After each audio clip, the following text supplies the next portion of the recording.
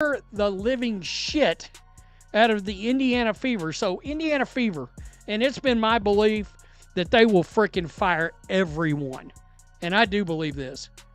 So if you're a Fever fan and you're hoping they'll keep Caitlin Clark, it's my belief that when push comes to shove, there's no way they can let her get away. They will fire everybody and start over. That's my belief. I cannot imagine the level of fumbling the bag that would have to be done. When Gatorade attempts to ride the Caitlin Clark wave but fails to recognize the paddler, what do you get?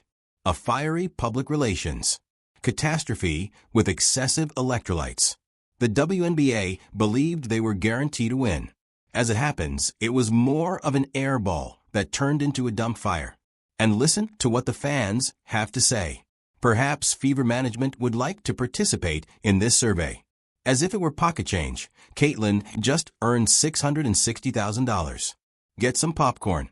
It's juicy. Caitlin Clark meant to the WNBA? Everything. She's changed the dynamic and history forever for women. I see a lot of young girls here today, and I see how inspired they are, and she's even gotten me back into basketball. I think she has brought attention. She did it for us. We had never watched, and we have become big fans. I don't think her contributions have been extreme as what people think they are. I think the league in itself has been getting better, and that's really what we should be focusing on. I think she's brought a lot of attention to the WNBA, and it's needed. I think it's great. I actually grew up watching the WNBA, so it's really exciting to see a resurgence. She meant everything. I never watched it before. I'll be gone too if she quits the Fever.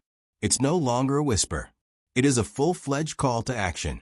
Caitlin Clark is not limited to her WNBA career. For a whole new generation of fans who are unaware of the existence of a Fever 6 months before, she is the WNBA. It appears like Caitlin is about to lose half of the fan base in the divorce. So Indiana had better start preparing a custody attorney.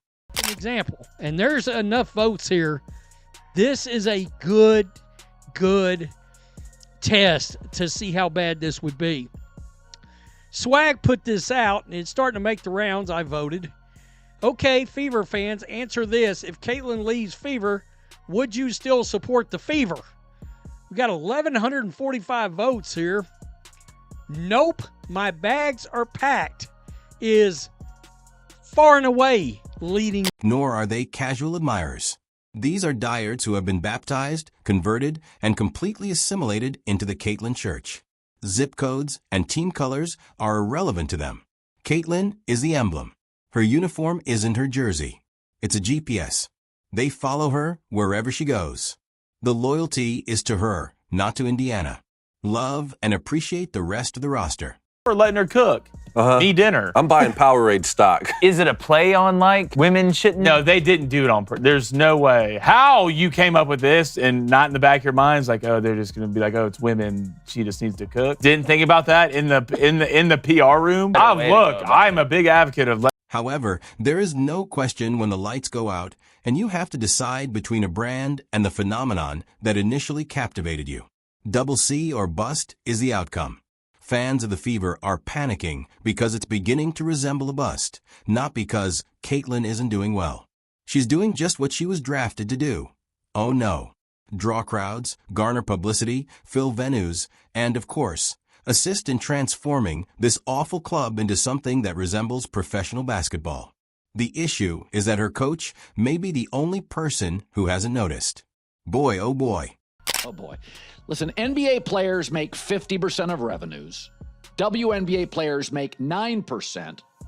And now the merch sales are up 500% and attendance is up, 40%. So they're going to get a raise. There's no question. And I don't really care that the previous 25 years they didn't make a lot of money or lost money. I don't care. They're in the middle of a negotiation and they're on a heater. So it doesn't really matter. I've said this before. I made an investment for 5 years and it lost money, and I got about 6 months left in the investment, and in the last 6 months they started making cash, I'm not bailing on the investment. I want to finally get my money back. So they're going to get a raise. They're finally turning a corner. But and negotiating in any business is all about current momentum. It's not about 12 years ago. It's about current momentum. Because the strategy seems more like maybe next quarter than empower your superstar. This, spoiler alert, is amusing since they are losing and losing ugly, not winning. However, the same pattern appears when the post-game talk period comes. If a player falls from a boat, she won't be able to hit water. It's 2 for 14. And the coaches reply, honey, keep shooting. They will eventually fall. In a pinch, Caitlin takes one contested three. Lecture in a flash. It's more than just unclear. That is performance art on the edge. Supporters are not blind. They observe what's taking place, and they're not sticking around to watch a slow-motion sabotage of the only reason they bought tickets in the first place. The message is loud, clear, and repeated more times than a WNBA highlight on ESPN. 3. If Caitlin leaves, we leave. Caitlin Clark is a media driver. She is a ratings driver. I think about the NBA post Magic and Larry, the NBA post Michael Jordan, tennis post Serena Williams, golf post Tiger Woods, right? There are certain athletes that drive the sport more than others. And that's not to take away from anyone else drafted tonight. That's not to take away from the other incredible superstars in the WNBA right now. Because this is migration, not simply fandom. And the monarch butterfly is Caitlin Clark. These folks aren't carrying merchandise for Fever. They are carrying portable loyalty. They also don't give a damn if she winds up in the Bermuda Triangle, Las Vegas, or New York.